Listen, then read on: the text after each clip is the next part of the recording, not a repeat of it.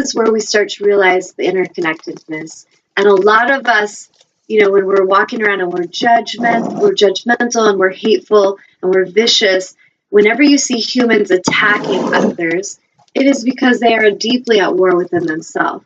And what I've learned is some of the stuff I was going through personally, I discovered so much more truth about these two individuals of how in trouble they really were with drugs, how in trouble they really were with addiction. And at first it was just fear and resistance, and everyone wanted them just to go away. And then when I started to tune in, like, okay, what are you here for, and how may I love you more? How may I serve you? It turned into like where we were all sitting on the stairs crying, and I had a grown man that's really in trouble in his body with what he's done to himself, just leaning into me like a child. And all I could see was that child. Like, it wasn't just the grown man making these, you know, really destructive choices. It was this child. And then seeing the girl, and she's also just crying and crying out for help. And so we go from this place where we can no longer be disconnected. We can no longer go, that's their problem, it's not my problem. Because really, it's something showing up that's a call for more love. It's crying out for more love. And like, I feel emotional just talking about it. It, like, seriously, just triggered my heart so deeply. And I feel like what I once understood intellectually completely shifted to Tanya now embodies that. I understand it deeply. My higher heart is wide open, and I realize there can be no resistance. There can be no more external resistance. We cannot wish for anyone to suffer. We cannot wish for anyone to be punished if we're truly in our greatest alignment, in the center of our universe, owning every thought, owning every action, owning every bit of our responsibility. When we're in that place, there's nothing but love there. There's nothing but love for self and love for the other. And there's parts of us, like the other day I was joking with a couple of my soul sisters, and the girl was commenting on my outfit and like my body. And I was like, ooh, you like this part of yourself? And she just laughed. She goes, what? And I said, you like this part of yourself, what I'm mirroring to you? And she totally got it. And she's like, yeah, I do. And I was like, nice. And so we can see this both ways. We can see how someone that comes along, if there's jealousy, if there's resistance, and somebody, I've had this, like with the girl that the tension happened with a week ago, she admitted and broke down crying of how jealous she was of me because she saw that we both had such similar pasts, but the way I handled that past and the way she chose to handle the past was very different. Her choice, excuse me, the way she chose to handle it had created a lot of suffering, and it had harmed her. And the way I had chosen to handle it, it created more empowerment, more, movement forward. And neither is right or wrong. It's just different choices. But when she was telling me how jealous she was of me, I just helped her the best I could to see that I was simply mirroring to her another way. I was mirroring to her the path of self-love, and that she was mirroring to me another path, and that neither of the paths were right or wrong.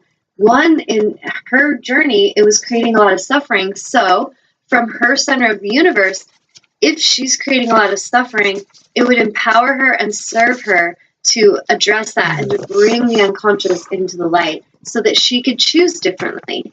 And it would serve me to also remember to do this always. So really, when we're in that alignment and we're in that awareness, we cannot really make the other a villain or make them the enemy or, victimization. It really can't happen because we're all really reflections of each other. And this is something to not just contemplate intellectually, but really invite that experience into yourself, into your own life. Invite and connect with your inner child, like I was showing you earlier, each day when you're feeling irritated or when you're feeling, less than, when you're feeling insecure. Tune into that aspect of yourself and love that child and become best friends with your inner child. Work together as a team because you're always with each other. And so until we bring that unconsciousness into the light, that inner child part of ourselves is going to just totally cause us a lot of suffering until we listen to him or her, until we tune in. So I'm going to pause. Is there any questions or comments, Amnon? No, there was a comment from somebody who was there and he was gone, but I think even that would be worth reading. He's saying, people don't want your light to shine because their light might get blocked, but they don't understand that light can be brighter together. Yes. Yeah, basically, it is something I've experienced as well. My whole life, actually, that's something I've had to come to terms with and just love in myself because, you know, things are being mirrored and I'm seeing that now. But basically, if there's ever been some time where someone attempted to dim my light or to kind of make me be quiet, rip the attention away from me so that I would just be over on the side, this is something that humans that do that, it's because they're hurting and they don't feel like, you know, they don't feel love for self. They don't feel that they're getting that connection. And a lot of us are running around on a planet trying to take energy from each other instead of cultivating that awareness inside that we always are connected to source. And so the ones that will seem the most centered, the most compassionate, the most patient, the most magical, the ones that things just work out for, watch what they're doing because they've understood how to master energy. They understand that they're one with source. They understand how to tune in and allow the universe to work for them. The ones that are running around and they're kicking and screaming and flailing and creating a lot of drama and suffering, if you want to learn a lot about inner child part of yourself, watch them and see if any aspect of that has not been purged from self. Because if it's showing up in your movie, at some level, it's something that still needs to be released. So it could be unconscious abuse that you've gone through. It could be unconscious abuse or violence that you've actually done to others, and you don't want to see that part of yourself. So whatever aspect it is, you'll know, and you just love it, and you accept that part of yourself so that you can release it. And really, if you think about it, if you all close your eyes and visualize a dark room, and your light is shining like a lighter, you flick the lighter on, and then everybody else flicks their lighters on, somebody's light shining is not going to take away from your light. If we all flick on the light, we illuminate the room. So in essence, we want everyone's light to shine. We want everyone to feel worthy. This whole thing with the ego part of ourselves, the unconscious child, we could call it ego. There's a lot of words for it. That aspect of ourselves wants to take the light from each other. It's like, I don't feel good enough, so I'm going to trip her up so that she suffers. And then when she isn't as awesome as me, I'm going to gloat about it because then I feel like I'm shining more and I took light from her. Does that really make any sense? That's so insane. So really, if we see someone shining, we want to celebrate that. And we know that we shine as well. We don't need to shine any less because someone else is shining. And really, I feel like that's where we're going to do that inner child work, and it's going to help us. Because when I've worked with, you know, whether it's family or clients that have suppressed inner child and they haven't done their inner child work, you can very clearly see the inner child running their life, and that it's very jealous, it's very competitive, it's very insecure, it's threatened by everything. It wants to control, it wants to, you know, take charge. But when we really do our inner child work and we feel at ease and at peace, we're very gentle and peaceful in our life. We don't want to create We don't want to create disruption for others. We actually want to illuminate. We want to empower others. That's what I know, like my heart and soul that is what fulfills me more than anything. I have to remember always to love myself first, love my inner child, honor her. But then when I'm around others, I want them to shine because I feel so good. But if we forget to take care of self, and if you just check in with a cellular memory of a time you forgot to care for self, how excited were you for the others that were shining around you? Maybe not as excited. So this is really, it's no more blaming the world, it's changing self. There's I have a magnet on my fridge, quote by Leo Tolstoy, and it says, everyone seeks to change the world, but no one seeks to change themselves. And I was like, yes, Leo Tolstoy got it. It's really, stop trying to control the world. Stop fighting the world. Stop trying to change the world. You know, fighting whatever you're fighting. and start to look inside of self and hold on, a little tickle. Start looking within and loving the aspects of self that are being reflected in your world. And you will totally shapeshift your reality. You will heal things in your world in ways that will blow your mind. It is a very radical shift in being. So I'm going to pause. Is there any other questions or comments, Amnon? No, Angela on Blab is saying great stuff. Thank you, Angela. I appreciate that. Well, can you scooch over? I'm going to actually introduce my beloved, my twin flame, William. He's scooching in today. And him and I we just kind of went through some things together where this inner child work was very consciously being done. I'm going to move the microphone a little bit.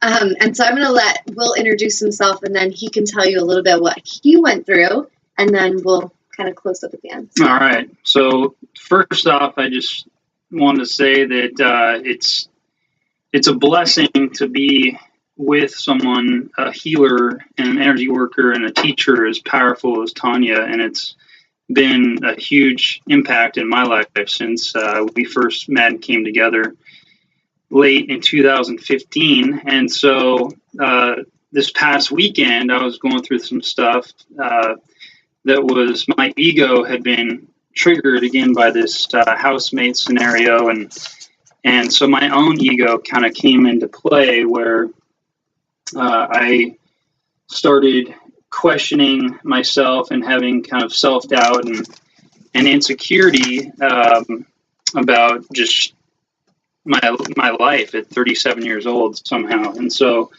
this was something that my ego had contended with since a child, and ultimately a past life, which we discovered. And throughout my life, spirituality has always been my passion. And over the years, I've really delved into and worked with anger and sadness. But one of the things that kind of had stuck with me since a child was insecurity and issues of self-worth and confidence and everything like this. So this past weekend, Tanya took me back to my inner child, and I did some inner child work for really the first time in my life. And it was extremely powerful to really go deep and release that I was having tripped up with my ego. And instead of having kind of the discipline to, always have a disciplined mind and emotions, to actually really delve deep down and release it at the core, at the root, was very powerful. And so we went back to a childhood memory, actually, as a toddler, crying in my crib and being left there, ignored, and feeling like I was abandoned. And so I feel like I came into the world as having this feeling, which again, we went back to a past life of being insecure, having, questioning my self-worth and stuff like this. And Share that. yeah, so share that part, how the song came in. Yeah. And so we were again working through this, and so a song popped into her head, which often songs pop into her head because she has this intuitive, psychic, angelic gift, which I'm so blessed to share with her. But a song came into her head called Earth Angel, and it triggered a past life memory where I had lost her. I was shot down in a fighter jet in World War II, and this is one of my past lives. But we've lived many past lives together in which we've lost each other through death or other scenarios. And so this song that popped into her head triggered this memory, and that we had all these, dreams and plans together in that lifetime, and they all kind of disintegrated in that plane crash. And for about 25 years, I've had dreams at least once a week of crashing in a plane or witnessing a plane crashing. And since meeting her and working through these different things, and especially through this inner child work this past weekend, these dreams of planes crashing have been massively curtailed, and it's been a while actually since I've had one of these dreams. Well, tell them how you've changed, like how we can take